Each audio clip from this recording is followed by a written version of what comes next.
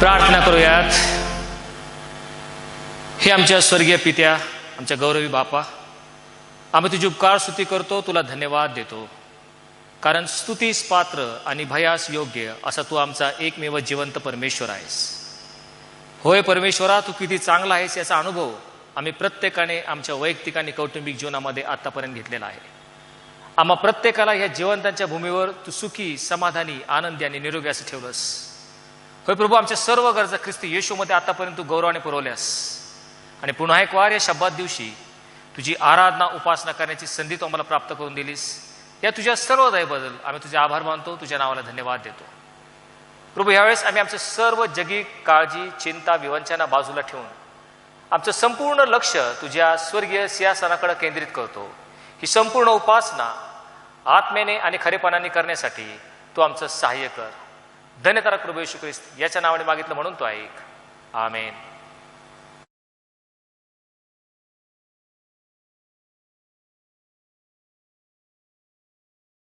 Cristaci turăpi, Cristanghina tuzăla, Ala piti, Uke matala, Sanghina piti saci, Igora vanaya, Igora vanayati, Vichane papiya,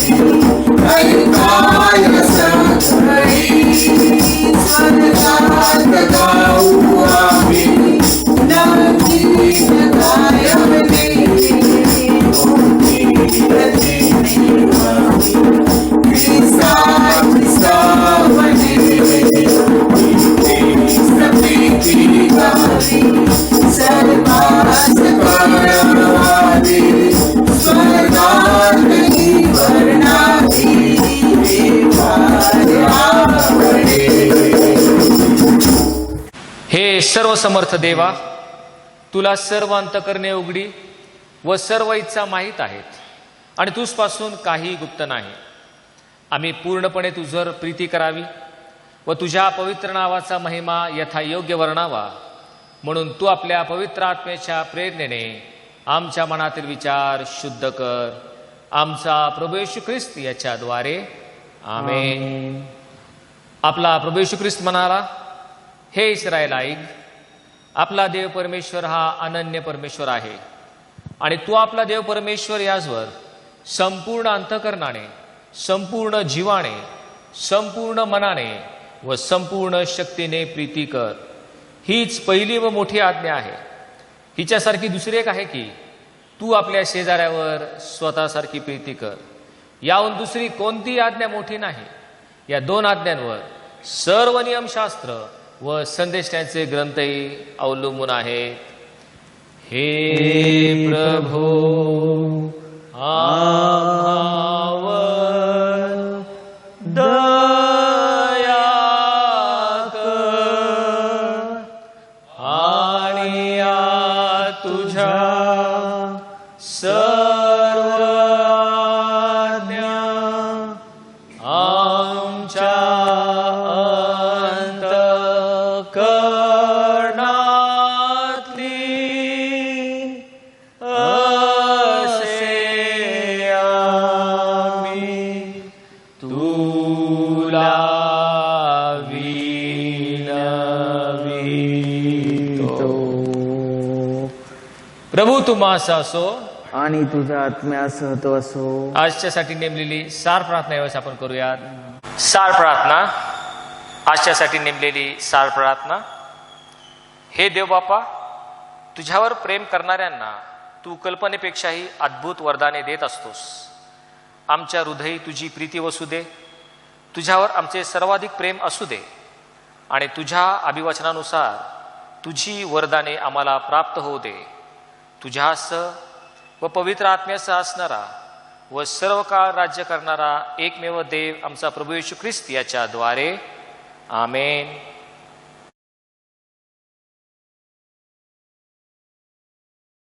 स्तोत्रसंहिता 126. सियेनातून धरून नेलेल्या लोकांना जेव्हा परमेश्वराने परत आणले तेव्हा आम्ही स्वप्नात आहो असे आम्हाला वाटले. तेव्हा आमचे मुख हास्याने व आमची जीभ जयघोषाने भरली. त्या समयी अन्य राष्ट्रांतील लोक म्हणू लागले की परमेश्वराने ह्यांच्यासाठी महत्कृत्ये केली आहेत. परमेश्वराने आमच्यासाठी महत्कृत्ये केली आहेत, त्यामुळे आम्हाला आनंद झाला आहे. हे परमेश्वरा, नेगेब येथील ओढ्यांप्रमाणे आम्हाला बंदिवासातून परत आण. जे अश्रुपूर्ण नेत्रांनी पेरणी करीतात ते हर्षाने कापणी करीतील. जो पेरणीसाठी बी घेऊन रडत बाहेर पडतो तो खात्रीने आनंद करीत आपल्या पेंढ्यांना घेऊन येईल. आजच्यासाठी नेमण्यात आलेला पहिला शास्त्रभाग जुन्या करारातून यशायाचा ग्रंथ याचा 66वा अध्याय आणि वचन 22 ते 24. पान क्रमांक 864. कारण मी नवे आकाश व नवी पृथ्वी निर्माण करीन, ती जशी मजसमोर टिकून राहील तसा तुमचा वंश व तुमचे नाव टिकून राहील, असे परमेश्वर म्हणतो. असे होईल की एका चंद्रदर्शनापासून दुसऱ्या चंद्रदर्शनापर्यंत, एका शब्दातापासून दुसऱ्या शब्दातापर्यंत सर्व मनुष्य जाती मज पुढे भजन पूजन करण्यास येतील, असे परमेश्वर म्हणतो. ज्या मनुष्यांनी मज विरुद्ध बंड केले त्यांची प्रेते ते बाहेर जाऊन पाहतील, कारण त्यास लागलेली कीड कधी मरावायची नाही, त्यास लागलेला अग्नी कधी विझावायचा नाही. सर्व मानवजातीस त्यांची किळस येईल. या ठिकाणी शास्त्रभाग समाप्त होतो. देवबाप वाचलेली सर्व वचनं आपणास सर्वांसाठी आशीर्वादित करू. आमेन. आजच्यासाठी नेमलेल्या द्वितीय शास्त्रपाठाचं आपण वाचन करूया. म्हणजे इफिस्कारास पत्र याचा 2रा अध्याय 1 ते 9 वचन आपण पाहणार आहोत. इफिस्कारास पत्र याचा 2रा अध्याय 1 ते 9 याचा पान क्रमांक आहे 266. तारण प्राप्ती देवाच्या कृपेने होते. तुम्ही आपले अपराध व आपली पातके ह्यामुळे मृत झालेला होता. त्या पातकांमध्ये तुम्ही पूर्वी चालत होता, अर्थात जगाच्या राहाटीप्रमाणे अंतरिक्षातील राज्याचा अधिपती म्हणजे आज्ञा मोडणाऱ्या लोकात आता कार्य करणाऱ्या आत्म्याचा अधिपती ह्याच्या धोरणाप्रमाणे चालत होता. त्या लोकात आम्हीही पूर्वी आपल्या दैहिक वासनांना अनुरूप असे वागलो, आपल्या देहाच्या व मनाच्या इच्छांप्रमाणे करीत होतो व स्वभावतः इतरांप्रमाणे क्रोधाची प्रजा होतो. तरी देव दयासंपन्न आहे, म्हणून आपण आपल्या अपराधांमुळे मृत झालेले असतानाही त्याने आपल्यावरील स्वतःच्या अपरंपार प्रेमामुळे ख्रिस्ताबरोबर आपणाला जिवंत केले. म्हणजे कृपेने तुमचे तारण झाले आहे आणि ख्रिस्त येशूच्या ठायी त्याच्याच बरोबर स्वर्गात उठवले व त्याच्याच बरोबर स्वर्गात बसविले, यासाठी की ख्रिस्त येशूच्या ठायी त्याच्या तुम्हा आम्हावरील ममतेच्या द्वारे येणाऱ्या युगात त्याने आपल्या कृपेची अपार समृद्धी दाखवावी. कारण कृपेनेच विश्वासाच्या द्वारे तुमचे तारण झालेले आहे आणि हे तुमच्या हातून झाले असे नाही, तर हे देवाचे दान आहे. कुणी आढत्या बाळगू नये म्हणून कर्मे केल्याने हे झाले नाही. येथे पत्रभाग समाप्त होतो. वाचलेली वचनं प्रभू परमेश्वर आम्हासाठी आशीर्वादित करो. आमेन. आजच्यासाठी नेमलेलं शुभवर्तमान मत्तेकृत शुभवर्तमान याचा 5वा अध्याय आणि 27व्या वचनापासून शुभवर्तमानास प्रारंभ होतो. हे येशू कृपा तू देई सुवार्ता ऐकाया विचारे शब्दे कर्मेहि ती सदा पाळाया.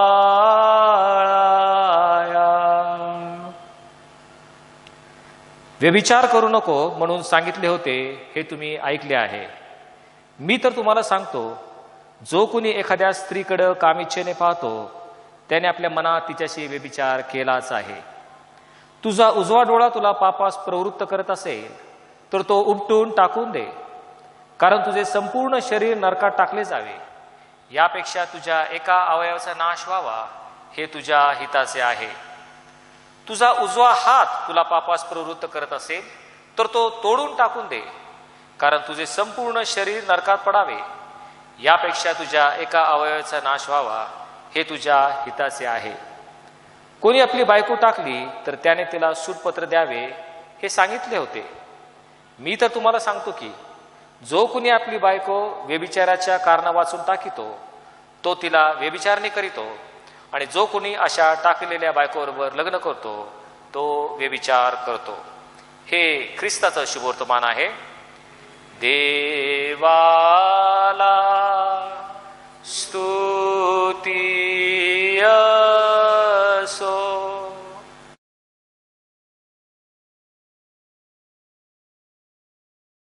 यावेळेस जो सिद्धांत संग्रह आहे तो आपण सर्वजण मिळून विश्वासानं एकत्रित प्रकट करूयात.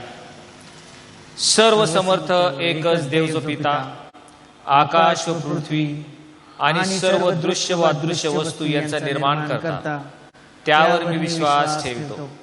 आणि एकच प्रभू येशू ख्रिस्त, जो देवाचा एकुलता एक पुत्र, जो सर्व युगांपूर्वी आपल्या पित्यापासून जनित झाला, देवापासून देव, प्रकाशापासून प्रकाश, खऱ्या देवापासून खरा देव, जो जनित आहे कृत नाही, जो पित्याच्या तत्वाचा आहे, ज्याच्याद्वारे अवघे झाले, जो आम्हा मनुष्यांसाठी व आपल्या तारणासाठी स्वर्गातून उतरला आणि पवित्र आत्म्याच्या योगे कुमारी मरियमपासून देहधारी होऊन मनुष्य झाला आणि पंत पिलाताच्या अधिकाराखाली आम्हासाठी ज्याला कृषी दिले, ज्याने दुःख भोगले व ज्याला पुरले, जो शास्त्रलेखाप्रमाणे तिसऱ्या दिवशी पुन्हा उठला आणि स्वर्गात चढला आणि पित्याच्या उजवीकडे आसनस्थ झाला आहे, आणि जो जिवंतांचा व मेल्यांचा न्याय करायला गौरवाने पुन्हा येणार आहे, ज्याच्या राज्याचा अंत होणार नाही, त्यावर मी विश्वास ठेवितो. आणि पवित्र आत्मा, जो प्रभू व जीवनदाता, पिता व पुत्र यापासून जो निघतो आणि पिता व पुत्र यास आराधना व गौरव होते, जो भविष्यवाद्यांद्वारे बोलला, त्यावर मी विश्वास ठेवितो. आणि एक पवित्र कॅथलिक व प्रेषित एकलेसीविषयी मी विश्वास धरतो. पापांच्या क्षमेसाठी एक बाप्तिस्म आणि मेलेल्यांचे पुनरुत्थान व परलोकीचे जीवन यांची मी प्रतीक्षा करतो. आमेन. ख्रिस्ताच्या सार्वत्रिक एक्लेशियेकरिता व सर्व मानवांकरिता त्यांच्या गरजानुसार आपण प्रार्थना करू. हे सर्व समर्थ सदाजीवी ईश्वरा, आम्ही सर्व मानवांसाठी प्रार्थना, विनंत्या व उपकारस्तुती करावी असे तू आम्हास आपल्या पवित्र प्रेषितांकडून शिकविले आहे. तुझ दैवी प्रतापशाली ईश्वरास आम्ही नम्रपणे विनवितो की तू परमदयेने आमच्या ह्या प्रार्थना मान्य कर व सार्वकालिक एक्लेशियस सर्वदा सत्य व ऐक्य व एकमत यांच्या आत्म्याने प्रेरित कर. जे तुझे नाव पत्करितात त्या सर्वांनी तुझ्या पवित्र वचनांच्या सत्यार्थाविषयी एकमताचे असून एकीने व दैवी प्रेमाने राहावे असे तू कर. हे स्वर्गीय बापा, सर्व बिशप, प्रिस्ट व डिकन आणि विशेष करून आमचे बिशप राईट रेव्हरंड पॉल दिपारे, त्याचप्रमाणे आमचे चर्चचे पाळकसाहेब डॉक्टर प्रमोद कालसेकर, ले लीडर मोजेस गायकवाड यांनी आपल्या आचरणाने व तत्वतेने तुझे खरे व जीवनदायी वचन प्रकट करावे व तुझ्या पवित्र साक्रमेंताचे अनुष्ठान यथाविधी व योग्य रीतीने करावे म्हणून त्यास अनुग्रह दे. त्याचप्रमाणे बापा, काल 5 सप्टेंबर शिक्षक दिन होता. त्या शिक्षक दिनानिमित्त आमच्या मंडळीतील सर्व शिक्षकांसाठी मी तुझं प्रार्थना करतो, तुला विनवतो बापा की ज्ञानदानाचं कार्य करीत असताना ते कार्य करण्यासाठी लागणारं सर्व प्रकारचे शक्ती सामर्थ्य तुझ्या गौरवी भंडातून त्यांना तू पुरव आणि त्यांच्याकडून तुझा गौरव होऊ दे. तुझ्या एक्लेशियेची उभारणी व शुभवर्तमानाचा प्रसार करावा म्हणून ज्या तुझ्या इतर सेवकास निरनिराळी कामे करण्यास तू पाचारण केले आहेस त्यांना आशीर्वाद दे आणि सर्व जग तुझ्या सत्याच्या ज्ञानाने भरले जावे असे कर. तुझ्या लोकांनी विशेष करून जे भक्तगण येथे जमले आहेत त्यांनी नम्र अंतःकरणाने व योग्य भक्तिभावाने तुझे पवित्र वचन ऐकून स्वीकारावे आणि तुझी सेवा खरेपणाने, पवित्रतेने व धार्मिकतेने आयुष्यभर करावी म्हणून तू त्यास आपला दिव्य अनुग्रह दे. आम्ही तुला विनवितो की राष्ट्रांना नीतिमत्तेच्या व शांततेच्या मार्गाने चालव आणि त्यांचे राज्यकर्ते, विशेष करून आमचे राष्ट्रपती, पंतप्रधान, राज्यपाल व त्यांच्या अधिपत्याखाली असलेले अधिकारी यांनी तुझ्या लोकास न्यायाने व शांततेने वागवावे म्हणून त्यास मार्गदर्शन कर. आम्ही तुला अशीही विनंती करतो की तुझ्या स्वर्गीय आशीर्वादाने टंचाई व दुष्काळ यापासून आमचा बचाव व्हावा आणि भूमीचे उत्पन्न हंगामानुसार कृतज्ञ अंतःकरणाने आम्ही उपभोगावे असे तू कर. हे प्रभू, आम्ही तुला अत्यंत नम्रपणे विनवतो की या नश्वर आयुष्यात जे कोणी क्लेश, शोक, अडचण, दुखणे अथवा दुसरी कोणतीही विपत्ती यांनी पीडित असतील त्यांचे तू कृपेने सांत्वन व सहाय्य कर.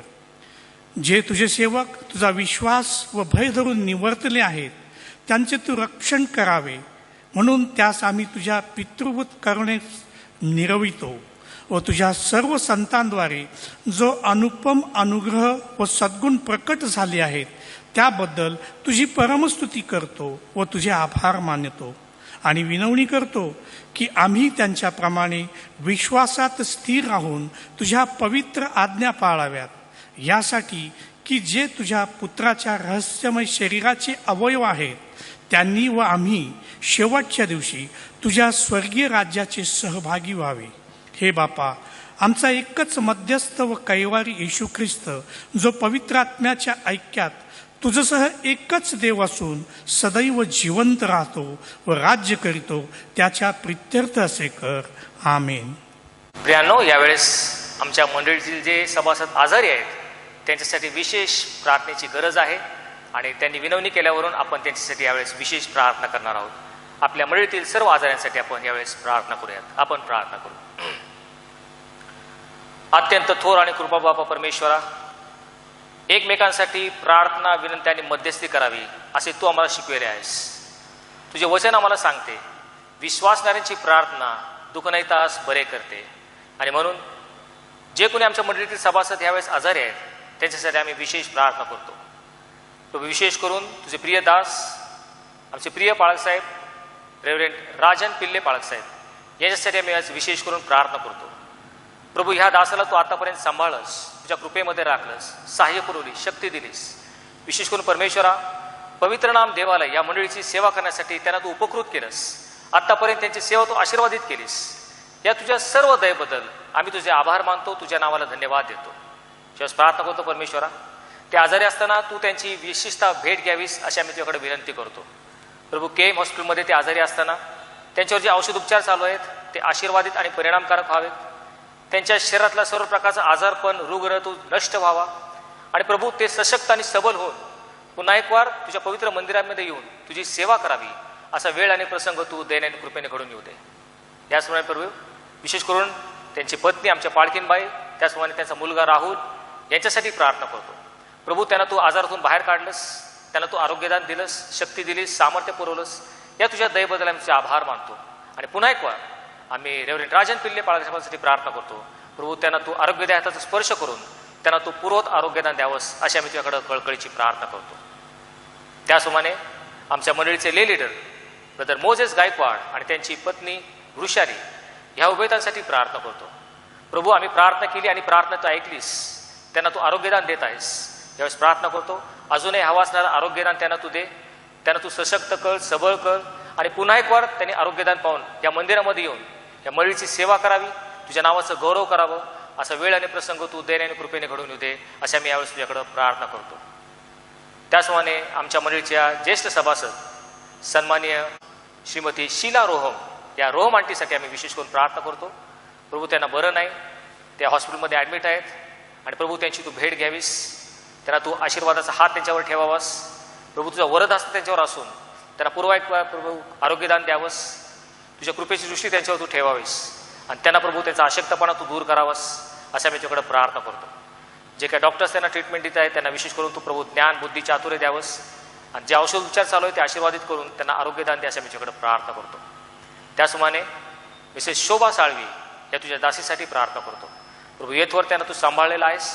प्रभू, दीर्घकाळ आजारातून जात असताना पुन्हा एक वार तुझा वरदहस्त त्यांच्यावर तू ठेवावंस, त्यांच्यावर तू आपली कृपा करावीस, त्यांना आरोग्यदान द्यावेस असे आम्ही तुझ्याकडे विशेष करून प्रार्थना करतो.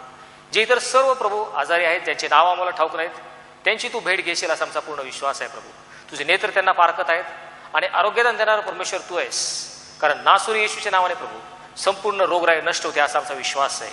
आणि ह्या विश्वासानं प्रभू तारणार प्रभू येशू ख्रिस्त याच्या नावाने केलेली प्रार्थना तू ऐक अशा मी तुझ्याकडे प्रार्थना करतो. धन्यतार प्रभू येशू ख्रिस्त याच्या नावाने मागितलं म्हणून तू ऐक. आमेन.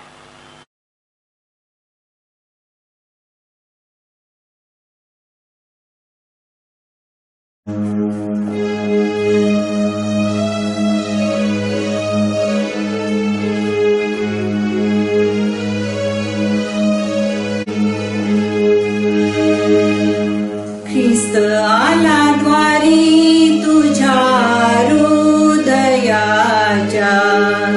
हाके लागी त्याच्या कान देई. ख्रिस्त आला द्वारी तुझ्या हृदयाच्या,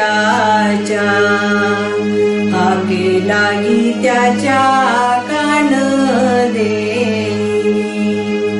कान देती त्याशी बोलतो मधुर, कान देती त्याशी बोलतो मधुर. उघड सत्वर द्वार तुझे, उघड सत्वर द्वार तुझे. ख्रिस्त आला द्वारी तुझ्या हृदयाच्या, हाके लागी त्याच्या कान देशी. थकला दमला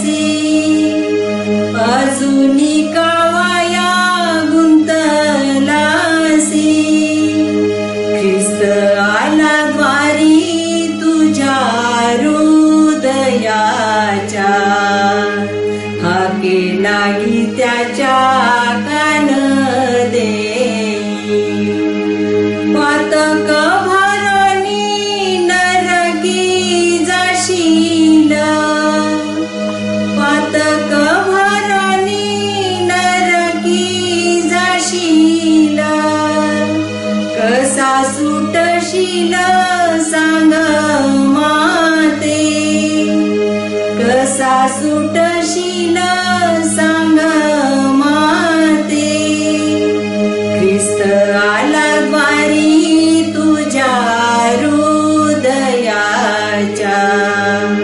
हाके लागी त्याच्या कान देणी, तारावया तुझ आला तुझ्या द्वारी, तारावया तुझ आला तुझ्या द्वारी, म्हणून माघारी लावू नको, म्हणून माघारी लावू नको, ख्रिस्त आला द्वारी तुझ्या हृदयाच्या, हाके लागी त्याच्या कान देई.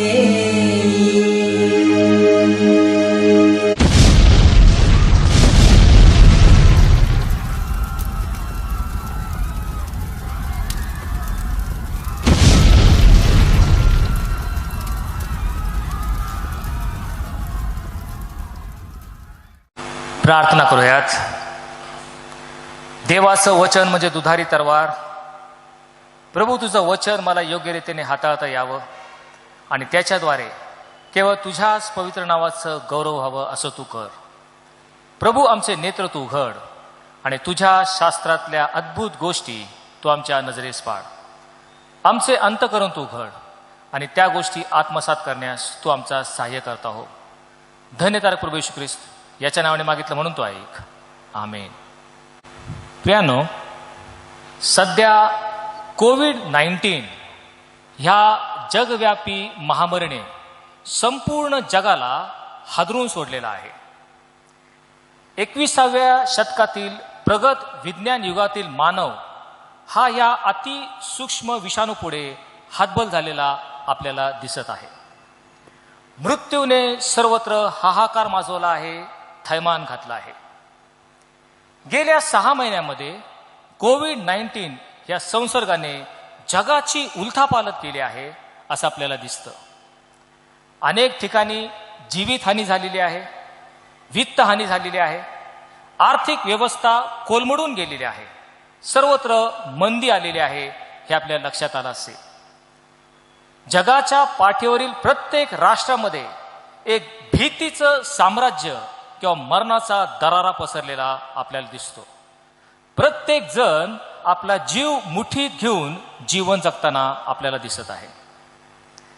होय, कोविड-19 ह्या एका कटू सत्याला आपण सर्वजण सामोरे जात आहोत.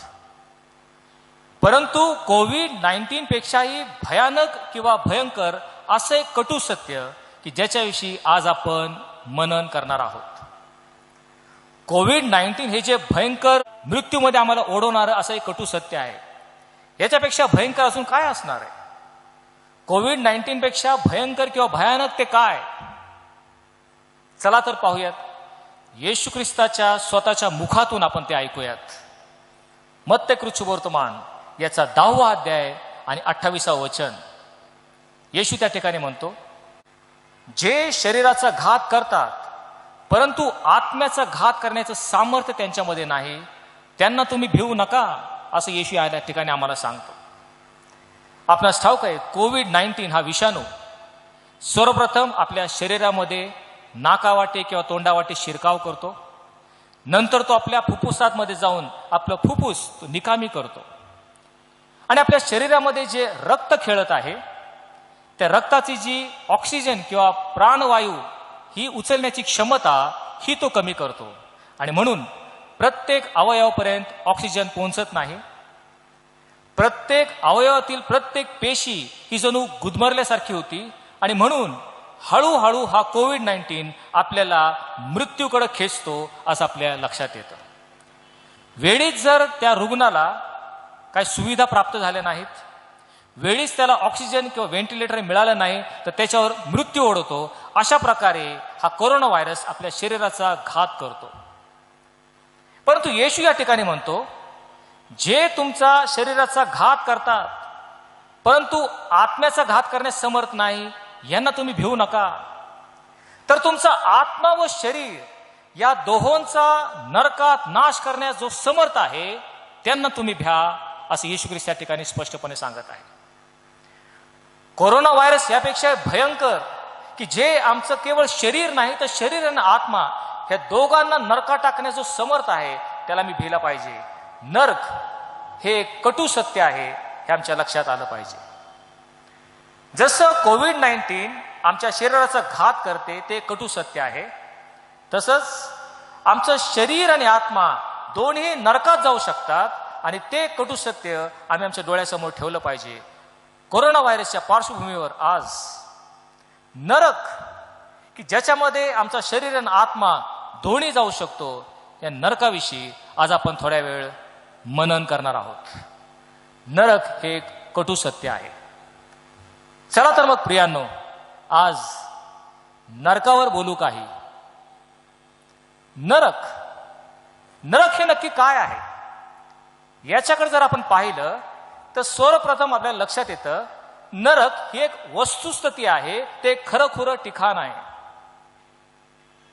अनेक लोकांची अशी एक समज आहे की नरक हा केवळ एक भास आहे, नरक हे केवळ कल्पना आहे, ती जणू काय एखादी दंतकथा ज्याला आपण फॅन्टसी किंवा मायथॉलॉजी म्हणतो अशा प्रकारची नरक आहे.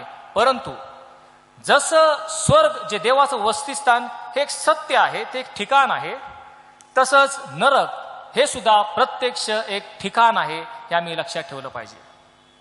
आणि या नरकाविषयी स्वतः प्रभू येशू ख्रिस्त मत्तेकृत शुभवर्तमान याचा 5वा अध्याय आणि 29व्या वचनामध्ये तो म्हणतो, तुझा उजवा डोळा जर तुला पापाला प्रवृत्त करत असेल तर तो उपटून टाकून दे, कारण तुझं संपूर्ण शरीर नरकात जावं यापेक्षा तुझ्या एका अवयवाचा नाश व्हावं हे तुझ्या हिताचं आहे.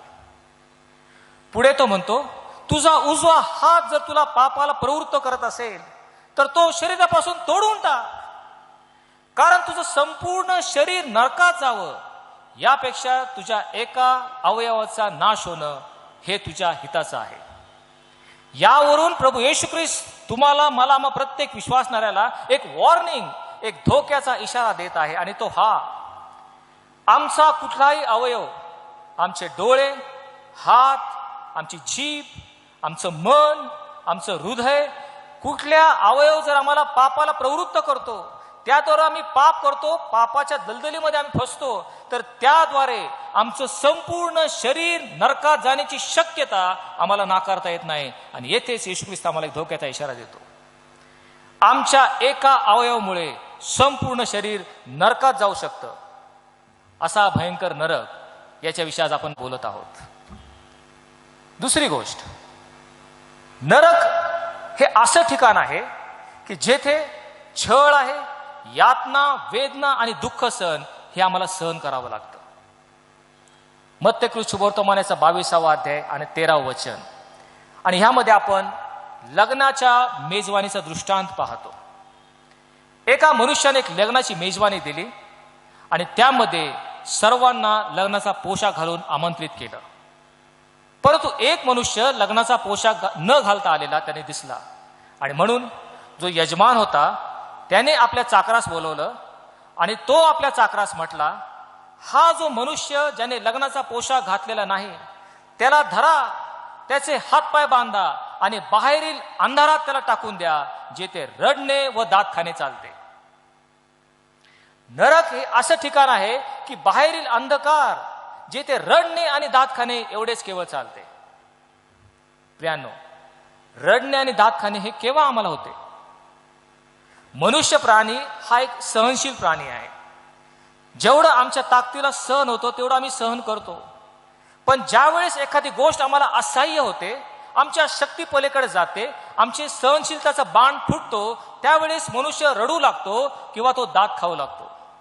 नरक हे एक असं ठिकाण आहे की जेथे तुम्हाला अशा प्रकारच्या यातना आणि वेदना होणार आहेत, तुमच्या शक्ती पलीकडे असहाय्यपणे सहनशीलतेचा बाण फुटून तिथे फक्त रडणे आणि दात खाणे चालते. अशा प्रकारचा नरक आहे. आणि म्हणून आम्हाला या नरकाविषयी अधिक जाणून घेणं महत्वाचं आहे. नरक एक सत्य वस्तुस्थिती आहे, खरोखर एक भौगोलिक ठिकाण आहे. नरक अशी जागा आहे की जिथे रडणे आणि दातखाने चालते. या नरकाविषयी आपल्याला प्रगटीकरणाच्या पुस्तकामध्ये देखील एक चित्र आपल्याला दाखवलेलं आहे. प्रगटीकरण हे पुस्तक आपलं ज्या भविष्यामध्ये होणाऱ्या घटना आहेत त्याविषयी लिहिलेलं आहे. आणि त्यामध्ये आपण पाहतो प्रगटीकरणाच्या 13व्या अध्यायामध्ये ख्रिस्त विरोधी जो मनुष्य संपूर्ण जगावर राज्य करण्याचं स्वप्न पाहणारा महत्वाकांक्षी मनुष्य असा उदयास येईल. आणि हा जो ख्रिस्त विरोधी मनुष्य असेल त्याचं एक श्वापद आहे आणि त्या श्वापदाची एक मूर्ती आहे. आणि त्या काळामध्ये तो भयंकर महासंकटाचा 3.5 वर्षाचा काळ येणार आहे की ज्यामध्ये सर्वांना त्या श्वापदाच्या मूर्तीला नमन करणं अनिवार्य किंवा क्रमप्राप्त होणार आहे. जो कोणी त्या श्वापदाच्या मूर्तीला नमन करणार नाही त्याचा वध केला जाईल असं पवित्र शास्त्र आम्हाला सांगते. त्याचप्रमाणे हा श्वापद आम्हाला एक चिन्ह देणार आहे की जे चिन्ह आमच्या उजव्या हातावर किंवा आमच्या कपाळपट्टीवर घेणं क्रमप्राप्त असेल, जो कोणी ते चिन्ह घेणार नाही त्याचा वध केला जाईल.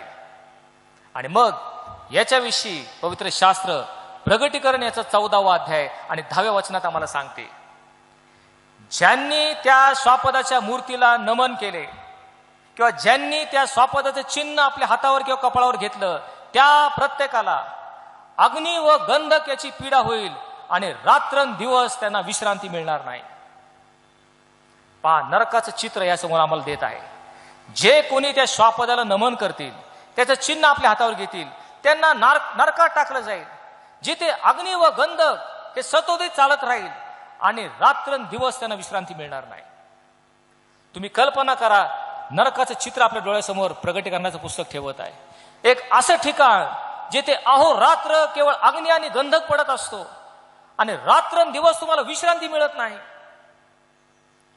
प्रियानो, आम्ही मनुष्य परिश्रम करतो, रक्ताचं पाणी करतो, घाम गाळतो, आम्ही सेवा करतो. परंतु जर आम्ही दिवसभर सेवा केली, काबाड कष्ट केले, पण रात्रीची विश्रांती मिळणं अतिशय महत्वाचं असतं. ती मिळाली नाही तर दुसऱ्या दिवशी पुन्हा आम्हाला काम करता येत नाही. परंतु नरक एक अशी भयंकर ठिकाण आहे, रात्रंदिवस अग्नी आणि गंधक आणि विश्रांती मिळत नाही असं भयानक ठिकाण. त्याप्रमाणे नरक हे कोणची जागा आहे? नरक हे एक असं ठिकाण आहे जिथे सैतान, त्याचे सर्व दूत आणि जे अधर्मी किंवा शापग्रस्त लोक त्यांच्यासाठी राखून ठेवलेले एक ठिकाण आहे. मत्तेकृत शुभवर्तमान याचा 25वा अध्याय जर आपण पाहिला तर त्यामध्ये येशूच्या द्वितीय आगमनाचं चित्र आमच्या डोळ्यासमोर ठेवलेलं आहे. मग तो प्रभू येशू ख्रिस्त आपल्या देवदूतांसह मेघारूढ होऊन पुन्हा येणार आहे. आणि त्यावेळेस असं म्हटलं आहे, मग तो राजा ज्यावेळेस तो येईल शेरडापासून मेंढर वेगळे करेल. मग तो मेंढरास आपल्या उजवीकडे आणि शेरडास आपल्या डावीकडे उभे करेल. पण आता सध्या असं झालेलं आहे, शेरड आणि मेंढर एकत्रित आहेत. कोण शेरडू आणि कोण मेंढरू आपल्याला कळत नाहीत. जे नीतिवान आणि अधर्मी आमच्या समाजामध्ये, आमच्या मंडळीमध्ये एकत्र वावरत आहेत, त्यांना ओळखणं सध्या कठीण आहे. पण जेव्हा तो राजा येईल तेव्हा शेरडापासून मेंढर वेगळे करेल आणि मग तो शेरड्यांना डावीकडे होईल आणि डावीकडल्यास तो म्हणेल, अहो शापग्रस्त हो, सैतान व त्याचे दूत यांच्यासाठी जो सार्वकालिक अग्नी ठेवला आहे त्यात मजपासून निघून जा. नरकाला कशाची उपमा दिलेली आहे? सैतान व त्याचे दूत यांच्यासाठी नेमून ठेवलेला सार्वकालिक अग्नी. हा असा अग्नी आहे की जो सार्वकालिक आहे, तो कधी विझत नाही, अनंत कालासाठी पेटणारा असा सार्वकालिक अग्नी म्हणजे नरक. ह्या नरकामध्ये सैतान, त्याचे दूत, सर्व दुर्जन आणि अधर्मी जे शापित आहेत अशांसाठी राखून ठेवलेली जागा नरक आहे. हे आम्ही या ठिकाणी लक्षात घेणं अगत्याचं आहे. आणि म्हणून नरकाचं सर्वसाधारण चित्र आपल्या डोळ्यासमोर आता आलं असेल. नरक जिथे अग्नी आहे, अंधकार आहे, जिथे रडणे आणि दातखाने चालते, असह्य वेदना त्या ठिकाणी होतात, अशा प्रकारचे चित्र आपल्या डोळ्यासमोर दिसत आहे. कोविड-19 यापेक्षा कितीतरी भयानक आणि भयावह चित्र या नरकाचं आम्हाला दिसतं. प्रिय पवित्र शास्त्रामध्ये नरक हा शब्द जवळजवळ 54 वेळा त्याचं नाव नमूद केलं गेलेलं आहे. आणि विशेष करून आपण पाहतो की प्रभू येशू ख्रिस्त हा स्वर्गापेक्षा नरकाविषयी अधिक वेळा बोललेला आपल्याला शुभोत्तमामध्ये दिसत आहे. परंतु नरक हा शब्द ज्यावेळेस आपण पवित्र शास्त्रामध्ये वाचतो त्यावेळेस जी मूळ ग्रीक भाषा ज्याच्यामध्ये नवा करार लिहिला गेला त्यामध्ये नरकाला 3 शब्द वापरलेले आहेत आणि ते शब्द बघणं या ठिकाणी थोडंसं महत्वाचं ठरेल. त्यातला पहिला ग्रीक शब्द म्हणजे हेडिस किंवा शिओल असं म्हटलेलं आहे आणि ह्या शब्दाचा अर्थ होतो अधोलोक. अधोलोक काय आहे तर प्रत्यक्ष पृथ्वी आणि नरक याच्यामध्ये असलेली एक जागा ज्याला आपण अधोलोक म्हटलेला आहे. अधोलोक ही जागा कसली आहे? ह्या भूतलावर जे दुर्जन आहेत, अधर्मी आहेत, ख्रिस्तावर विश्वास न ठेवता जे पापामध्ये मरण पावलेले आहेत, अशा सर्व अधर्मे मरणोत्तर त्यांचा आत्मा अधोलोकामध्ये जातो यासाठी की न्यायाच्या दिवसापर्यंत त्या ठिकाणी त्यांना राखून ठेवण्यात आलेला आहे. त्याला म्हणतात अधोलोक. अधर्मी किंवा दुर्जन मरणोत्तर त्यांचा आत्मा अधोलोकात जातो. आपण जो प्रेषितांचा मतांगीकार विश्वासाने प्रगट करतो त्यामध्ये आपण सर्वजण काय म्हणतो? येशू ख्रिस्त ज्याने दुःख भोगिले, ज्याला वधस्तंभी दिले, जो मरण पावला, ज्याला पुरले व जो अधोलोकात उतरला आणि 3ऱ्या दिवशी मेल्यातून पुन्हा उठला, हाच तो अधोलोक की ज्या ठिकाणी सर्व अधर्मी, दुष्ट, दुर्जन यांचे आत्मे न्यायाच्या दिवसापर्यंत त्या ठिकाणी राखून ठेवलेले आहेत. नंतर त्याच अधोलोकाच्या शेजारी आपल्याला दिसतं की सुखलोक आहे. हा सुखलोक काय आहे? ह्या भूतलावर असताना जे नीतिमान आहेत, परमेश्वराला भिवून वागणारे आहेत, असे जे सर्व सेवक आहेत, मरणोत्तर त्यांचे आत्मे सुखलोकात न्यायाच्या दिवसाची वाट पाहत आहेत, तोपर्यंत त्यांना तिथे राखून ठेवण्यात आलेलं आहे. त्याला म्हणायचं सुखलोक. आपल्याला ठाऊक आहे येशू ख्रिस्ताला वधस्तंभावर देण्यात आलं आणि वधस्तंभावर तो मरणप्राय भयंकर यातना भोगत आहेत आणि वधस्तंभावर येशू असताना त्याच्या दोन्ही बाजूला 2 चोर आहेत. त्यातला एक चोर त्याला पाहून म्हणतो, तू जर देवाचा पुत्र असशील तर स्वतःला वाचव आणि आमचाही बचाव कर. त्यावेळेस दुसरा एक चोर आहे, त्याला आपण पश्चातापी चोर म्हणतो. तो आतापर्यंत त्या येशू ख्रिस्ताकडे निरीक्षून पाहत आहे. येशू ख्रिस्ताचं निरीक्षण तो करत आहे. ज्या येशू ख्रिस्ताला रोमी शिपाईने त्या वधस्तंभाला खिळवून टाकलेला आहे, जे सर्व यहुदी लोक त्याची निंदा करतात, नालस्ती करतात, त्याचा अपमान करत आहेत, त्या सर्वांना येशू वधस्तंभावरून म्हणतो, हे बाप्पयांना क्षमा कर, कारण हे काय करतात हे त्या समजत नाही. आणि हे ऐकल्यावर त्या चोराच्या मनामध्ये त्याचं परिवर्तन होऊ लागलं आणि मग तो त्या दुसऱ्या सोबत्याला म्हणतो, अरे तू देवाला भिवत नाहीस काय? आपण तर आपल्या कर्माची योग्य फळं भोगत आहोत. आपण चोर, लुटारू, दरोडेखोर आहोत आणि म्हणून आपली शिक्षा योग्य आहे. परंतु ह्या मनुष्याने काही केलेलं नाही. आणि मग तो येशूला म्हणतो, हे येशू, तू आपल्या राजाधिकाराने येशील तेव्हा माझी आठवण कर. तेव्हा येशू त्याला म्हणतो, मी तुला खचित सांगतो की आज तू माझबरोबर सुखलोकात असशील. हा तो सुखलोक जिथे सर्व नीतिमान, देवाला भिवून वागणारे जे आहेत, मरणोत्तर त्यांचे आत्मे सुखलोकात ठेवलेले जातात. आणि म्हणून अधोलोक म्हणजे ज्याला हेड्स म्हणतात आणि सुखलोक म्हणजे ज्याला पॅराडाईस आपण म्हणतो, हे आपल्या लक्षात येईल. परंतु या दोन्हीच्या मध्ये एक फार मोठी दरी आहे आणि म्हणून अधोलोकातून कोणी सुखलोकात जाऊ शकत नाही, सुखलोकातलं कोणी अधोलोकात येऊ शकत नाही. नरकासाठी वापरलेला दुसरा शब्द ज्याला टार्टरस म्हटलेला आहे. टार्टरस, पेत्राचं 2रं पत्र याचा 2रा अध्याय आणि 4थं वचन, आणि त्यामध्ये असं म्हटलेलं आहे, कारण ज्या देवदूतांनी पाप केलं त्याची देवाने गय केली नाही, तर त्यास नरकात म्हणजे टार्टरस या ठिकाणी टाकले, कारण न्याय निवड्याकरता त्यांना राखून अंधकारमय खड्ड्यात त्यांना ठेवण्यात आलं आहे. अधोलोकामध्ये अशी एक जागा आहे की जिथे ज्या देवदूतांनी पाप केलं त्यांना ठेवण्याची ती जागा.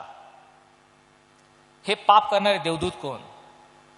आपणास ठाऊक असेल की स्वर्गामध्ये असंख्य देवदूत आहेत की ज्यांची संख्या आयुधांची आयुध आणि शस्त्रांची शस्त्र आहे असं प्रगटीकरणामध्ये आम्हाला दिसतं.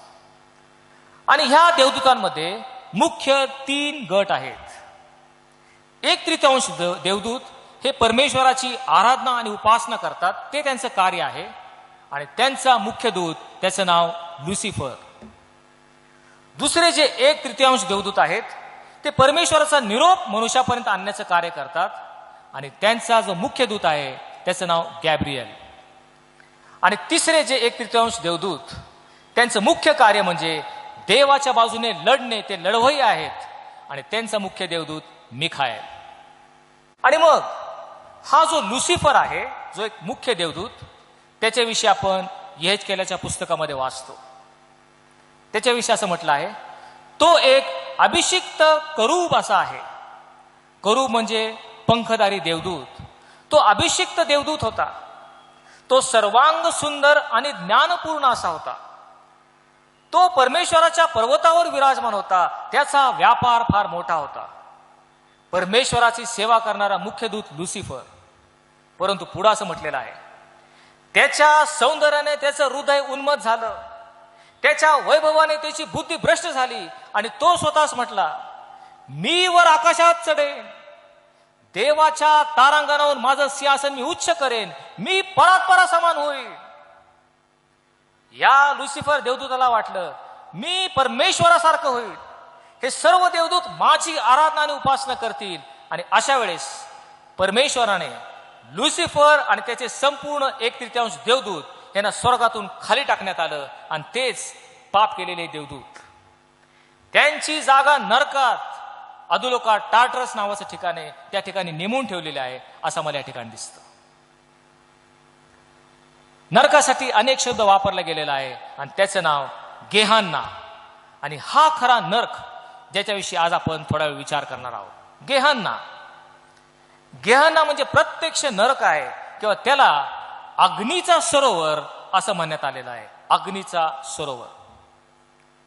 आणि येशू ख्रिस्त स्वतः या नरकाविषयी आम्हाला काही शिकवण देत आहे.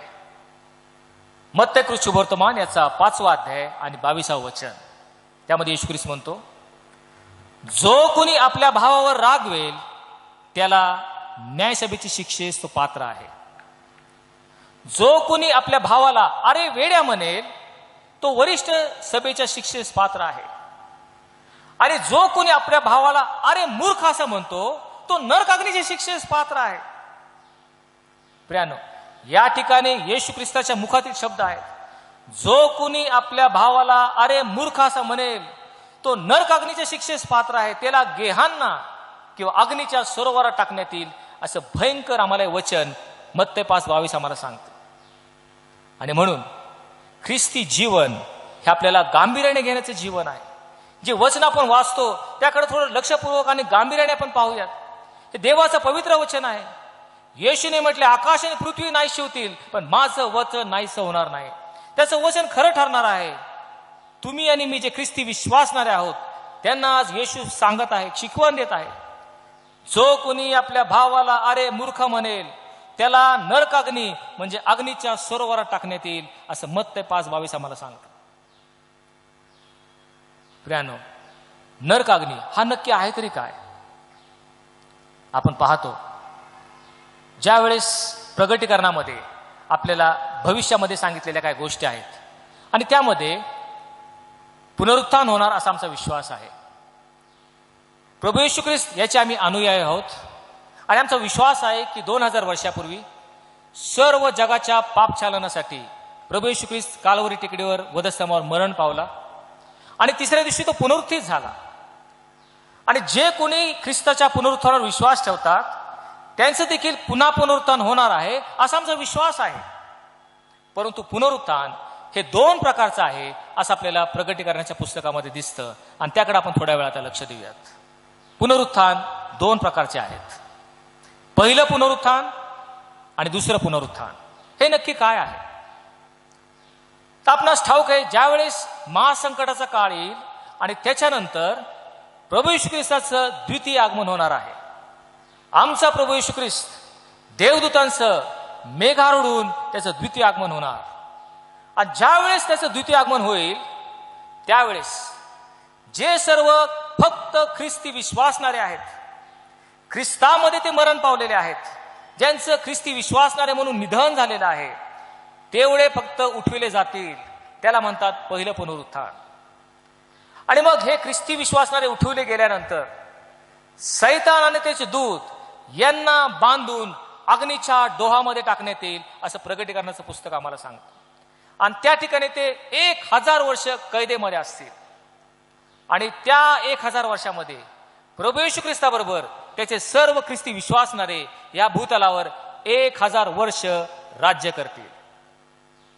1000 वर्षाचा काळ संपल्यानंतर मग तो सैतान किंवा ज्याला अजगर किंवा जुना साप म्हटलेला आहे त्याला पुन्हा सोडण्यात येईल. आणि मग सैतान, त्याचे दूत आणि प्रभू येशू ख्रिस्त आणि त्याचे सर्व सैन्य यांचं एक तुंबळ युद्ध होऊन मग सैतान, ख्रिस्त विरोधी आणि खोटा शिक्षक या सर्वांना अग्नीच्या सरोवरात टाकण्यात येईल असं म्हटलेलं आहे. आणि मग पुढे प्रगटीकरण याचा 20वा अध्याय आणि 14व वचन, मग सर्वसामान्यांचं पुनरुत्थान म्हणजे दुसरं पुनरुत्थान होणार आहे. दुसऱ्या पुनरुत्थानामध्ये सर्वच लोक पुनरुत्थित होणार. मग प्रत्येकाचा न्यायनिवाडा हा होणार आहे. आणि मग न्यायनिवाडा झाल्यावर पुढे असं म्हटलं आहे, मग मरण व अधोलोक ही अग्नीच्या सरोवरात किंवा नरकात टाकली गेली.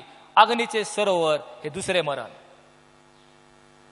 ज्या कुणाची नावे जीवनाच्या पुस्तकात सापडली नाही त्या सर्वांना अग्नीच्या सरोवरात टाकलं गेलं.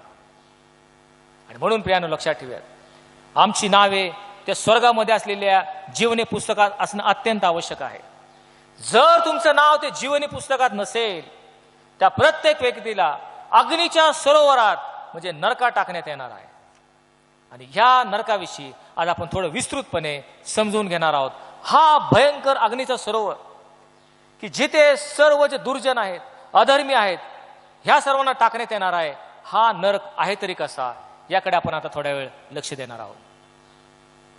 सर्वप्रथम हा जो नरक किंवा अग्नीचा सरोवर आहे तेथे सर्वत्र अंधकार आहे किंवा काळोख आहे, हे आम्ही लक्षात घेतलं पाहिजे.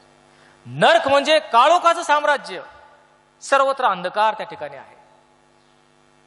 यहुदा त्याच्या पत्रामध्ये 13व्या वचनात तो लिहितो, जे सर्व खोटे शिक्षक आणि नैतिक अधपात झालेले लोक या सर्वांना निबिड काळोखात सर्व काळ टाकण्यात येईल. नरक कोणची जागा आहे? जिथे निबिड काळोख आणि सर्व काळ राहणार आहे अशी ती जागा आहे, हे आम्ही लक्षात घेतलं पाहिजे. हे नरकाचं चित्र आमच्या डोळ्यासमोर आहे, जिथे निबिड काळोख आणि सर्वत्र अंधकार कायमचा असणार आहे. मत्तेकृत शुभवर्तमानाचा 8वा अध्याय 12व्या वचनात म्हटलं आहे, मग जे राज्याचे पुत्र आहेत त्यांना बाहेरील अंधकारात टाकण्यात येईल की जेथे रडणे व दातखाने चालते. याचा अर्थ नरक म्हणजे अहोरात्र अंधकार, बाहेरील अंधकार असं म्हटलेलं आहे. मग प्रश्न आहे, इथे सदा सर्व काळ अंधकार का आहे? याचं एकच कारण आहे की जो प्रकाशाचा उगम आहे तो तिथे नाही. प्रकाशाचा उगम तिथे नाही आणि म्हणून नरकात अहोरात्र अंधकार आहे. मग प्रकाशाचा उगम कोण आहे? तर योहान त्याच्या पहिल्या पत्रामध्ये 1 अध्यायाच्या 5व्या वचनात तो म्हणतो, देव प्रकाश आहे, त्याच्या ठाई मुळीच अंधकार नाही.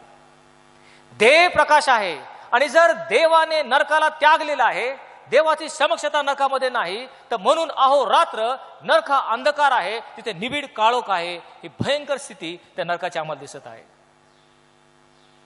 देव जो प्रकाश त्या ठिकाणी नसणार, अनंत काळासाठी सार्वकालिक अंधकारातलं ते ठिकाण म्हणजे नरक, हे आम्ही प्रामुख्याने लक्षात घेणं गरजेचं आहे. त्याच्या उलट जर आपण पाहिलं तर प्रगटीकरणामध्ये आपल्याला नवं आकाश आणि नवी पृथ्वी किंवा स्वर्गीय यरूशलेम याविषयी पाहायला मिळतं. प्रगटीकरण याचा 21व्या अध्यायामध्ये आपल्याला दिसतं. त्या ठिकाणी तो म्हणतो, पहा मी नवे आकाश व नवी पृथ्वी पाहिली, जुने आकाश आणि जुनी पृथ्वी ही निघून गेली होती. आणि तो म्हणतो, मग मी स्वर्गातून एक नवी यरूशलेम येताना पाहिली. आणि ही नवी यरूशलेम ही त्याला कशी दिसत आहे? तो म्हणतो, ही जी नवी यरूशलेम नगरी आहे तिला सूर्यचंद्राच्या प्रकाशाची गरज नाही. त्या सूर्यचंद्र प्रकाशाची आवश्यकता नाही, कारण देवाच्या तेजाने ती प्रकाशित झालेली आहे. देवाचं तेज त्या नगरीला आहे आणि म्हणून ती कायमची प्रकाशित झालेली आहे. आणि हा जो देवाचा कोकरा म्हणजे पुनरुत्थित ख्रिस्त, हा तिचा दीप आहे. सर्व राष्ट्र त्या नगरीच्या प्रकाशात चालतात, रात्र तिथे नाहीच. नरकाच्या अगदी उलट चित्र आपल्याला त्या स्वर्गीय यरुशलेमचे दिसत आहे. अहोरात्र तिथं सर्वत्र प्रकाश आहे, देवाच्या तेजाने प्रकाशित झालेली. येशू ख्रिस्त तो देवाचा कोकरा, हा तिचा दीप, आणि सर्व राष्ट्र तिच्या प्रकाशात चालतात, तिथे रात्रच नाही, अशी ती नवी यरुशलेम. तुम्हाला कोणत्या ठिकाणी जायचं आहे? ज्या ठिकाणी निबिड अंधाराने काळोख, अनंत काळाचं काळोख, असं नरकात तुम्हाला जायचं आहे का? जी स्वर्गीय यरुशलेम सदा सर्वदा प्रकाशित असलेली, देवाच्या तेजाने प्रकाशित झालेली, जिथे रात्र नाही, अशा ठिकाणी तुम्ही जाऊ इच्छिता? त्यानं विचार करण्यासारखी गोष्ट आहे. हा नरक आणखी कसा आहे त्याचं वर्णन आम्ही जर पवित्र शास्त्रात पाहिलं तर त्या ठिकाणी म्हटलेलं आहे, नरक म्हणजे अग्नी, अग्नीचं सरोवर. पहिली गोष्ट आपण पाहिलं, नरक म्हणजे अंधकार. दुसरं चित्र आपण नरकाचं पाहतो, नरक म्हणजे अग्नीचा सरोवर आहे, कधीही न विझणारा अग्नी. मत्तेकृत शुभवर्तमान याचा 25वा अध्याय आणि 41 वचन आपण ऐकलं. मग राजा येऊन त्यास म्हणेल, सर्व जे डावीकडले आहेत त्यास म्हणेल, अहो शापग्रस्तो, मजपासून निघून सैतान व त्याचे दूत यांच्यासाठी नेमून ठेवलेल्या सार्वकालिक अग्नीमध्ये तुम्ही निघून जा. हा नरकातला अग्नी सार्वकालिक अग्नी आहे, कधीही न विझणारा अग्नी, असं आम्ही या ठिकाणी नरकाचे चित्र पाहत आहोत. याच नरकाचं वर्णन करताना प्रभू येशू ख्रिस्त मार्कुस शुभवर्तमान याचा 9वा अध्याय आणि 47 वचनामध्ये तो म्हणतो, जर तुझा डोळा तुला पापास प्रवृत्त करत असेल तो उपटून टाकून दे, कारण दोन्ही डोळे असून जिथे किडा मरत नाही आणि आग विझत नाही, अशा ठिकाणी किंवा नरकात जाण्यापेक्षा एक डोळा असून देवाच्या राज्यात गेलेलं तुझ्या हिताचं आहे. नरकाचं वर्णन येशू ख्रिस्त कसा करतो? जेथे किडा मरत नाही आणि आग विझत नाही, असं ते नरकाचं चित्र येशूने आमच्या डोळ्यासमोर ठेवलं आहे. प्रियानो, भयंकर यातना, वेदना आगीने होरपळून निघत असताना किडा मरत नाही आणि आगही विझत नाही, असा तो भयानक नरक आहे. कोविड-19 पेक्षा कितीतरी भयंकर आणि भयानक, ज्याची आमच्या मानवी बुद्धीला कल्पनाही करवणार नाही, असं भयानक चित्र येशू आमच्या डोळ्यासमोर ठेवत आहे. आम्ही या भूतलावर पाहतो, आम्ही जे मानव आहोत, कधी कधी आमच्या शक्तीपर्यंत आम्ही सहन करतो, पण ज्या वेळेस आमच्या शक्ती पलीकडे जातं, आमच्याकडून असहाय्य होतं, त्यावेळेस काही लोक असे आहेत, निराश होतात, हताश होतात आणि मग आपलं जीवन ते संपवतात, ते आत्महत्या करून घेतात. आलेल्या संकटाला, त्रासाला कंटाळून शेवटी एकदाच त्यातून आपली सुटका व्हावी ही त्यांची इच्छा असती आणि म्हणून ते आत्महत्या करतात. परंतु प्रियानो, त्या नरकामध्ये जर तुम्ही पाहिलं, अहोरात्र अनंत काळासाठी रडणं आणि दातखाना आहे. हो, जिथे रडणं चालतं, दातखाने चालतं, असंख्य यातना आणि वेदना आहेत. अग्नीने तुम्ही होरपळून निघाल आणि त्यावेळेस तुम्हाला वाटल, होय आमचं एकदाच हे संपून जावं, आम्ही समाप्त करावं, निदान आम्ही मरावं, अशी इच्छा तुम्ही धरली तरी तुम्हाला तिथं मरता येत नाही. नरकामध्ये मरण नाही, तुमची इच्छा असली तरी तुम्हाला मरता येत नाही, कारण नरकात किडा मरत नाही आणि अग्नी विझत नाही, असं प्रभू येशू ख्रिस्त आम्हाला सांगतो. असं भयानक, यातनादायी, वेदनादायी तो नरक की जो अनंत काळासाठी चालणार आहे, तिथे मरण नाही, तेवढ्या यातना आणि वेदना भोगायचं, असं भयानक चित्र आम्हाला येशू ख्रिस्त आमच्या समोर ठेवत आहे. ह्या नरकात कोण लोक आम्हाला दिसतील? प्रगटीकरण याचा 21वा अध्याय 8वं वचन, त्या नरकामध्ये सर्व प्रकारचे भेकड, विश्वास न ठेवणारे, अमंगळ, खून करणारे, जारकर्मी, चेटकी, मूर्तीपूजक आणि सर्व प्रकारचं लवाड बोलणारे यांच्या वाटेस अग्नीचं व गंधकाचं सरोवर येईल, हेच ते दुसरं मरण, असं या ठिकाणी प्रगटीकरण आम्हाला सांगतं. अग्नी आणि गंधक सतत चालणारा असं ते सरोवर आहे. Hell is called as the lake of fire, अग्नीचा सरोवर. असं ते भयानक नरकाचं चित्र आपल्या समोर दिसत आहे. अग्नीची जणू काही ती एक नदी आहे. प्रियानो, पुणे शहरामध्ये आपण पाहतो मुळामुठा नदी ही वाहत असते आणि ह्या मुळामुठा नदीने संपूर्ण पुणे शहराला वेढलेलं आहे. आणि मग पावसाळ्याच्या दिवसामध्ये ज्यावेळेस धरणातून पाणी सोडण्यात येतं त्यावेळेस या संपूर्ण नदीला पूर येतो आणि जिकडे तिकडे आपण जावं तर नदीचं पाणी वाहत असतं आणि पुराची स्थिती आलेली असते. तुम्ही अशी कल्पना करा, ज्यावेळेस तुम्ही ही पूरग्रस्त नदी पाहत आहात, दुधाताई नदी वाहत आहे, परंतु पाण्याच्या जागी जर तुम्ही आगीचे लोळ पाहिले तर तुम्हाला काय वाटेल? मुळामुठा नदी जी आहे वाहत आहे त्या पाण्याच्या जागी आगीचे लोळ चालले आहेत अशी कल्पना तुम्ही करा. नरक अगदी तसाच आहे, जे अग्नीचं सरोवर आहे. It is a lake of fire. अग्नीचे लोळ त्या ठिकाणी वाहत चाललेले आहेत. अशा स्थितीमध्ये जे नरकात पडतील त्यांची स्थिती होईल. नरक हा अंधकार आहे. नरक हा अग्नीचा सरोवर आहे. तिसरी गोष्ट, नरक हे असं ठिकाण आहे की जेथे आमची स्मरणशक्ती शाबूत राहते. हे देखील आम्ही लक्षात ठेवलं पाहिजे. मरणोत्तर जे कोणी नरकात जातील त्यांची स्मरणशक्ती तशीच शाबूत राहते. लुकृच वर्तमान याच्यामध्ये सुंदरसे एक कथा प्रभू येशू ख्रिस्त आम्हाला सांगत आहे आणि ती म्हणजे श्रीमंत मनुष्य आणि भिकारी लाजार याची कथा आपल्या सर्वांना परिचयाची आहे. आणि सर्वप्रथम मला तुम्हाला सांगू देत की एक कथा आहे, हा एक दाखला नाही. अनेक लोकांना वाटतं की हा एक दाखला आहे. आता दाखला आणि कथा याच्यामध्ये फरक काय हा प्रथम आम्ही समजून घेतला पाहिजे. दाखला कशाला म्हणतात? ज्यावेळेस एखादा विषय किंवा एखादा मुद्दा तुम्हाला समजून सांगायचा असतो, तो स्पष्टीकरण देण्यासाठी, तो आम्हाला योग्य रीतीने समजण्यासाठी एखादी काल्पनिक गोष्ट सांगितली जाते की ज्याला दाखला म्हणतात. उदाहरणार्थ, आपणा सर्वांना माहीत असलेला उधळ्या पुत्राचा दाखला किंवा चांगल्या शमरण्याचा दाखला जो येशूने सांगितला किंवा पेरणाऱ्याचा दाखला. परंतु दाखल्यामध्ये आपण जर पाहिलं तर कुठल्याच व्यक्तीचं नाव तिथं लिहिलेलं नसतं, त्याला म्हणतात दाखला. उधळ्या पुत्राचा दाखला, त्या बापाचं किंवा मुलाचं नाव कुठं आपल्याला दिसत नाही. चांगल्या शमरण्याचा दाखला, वाटसरूचं किंवा शमरूचं नाव मला दिसत नाही. जिथे कोणाचंच नाव नाही त्याला दाखला म्हणायचं.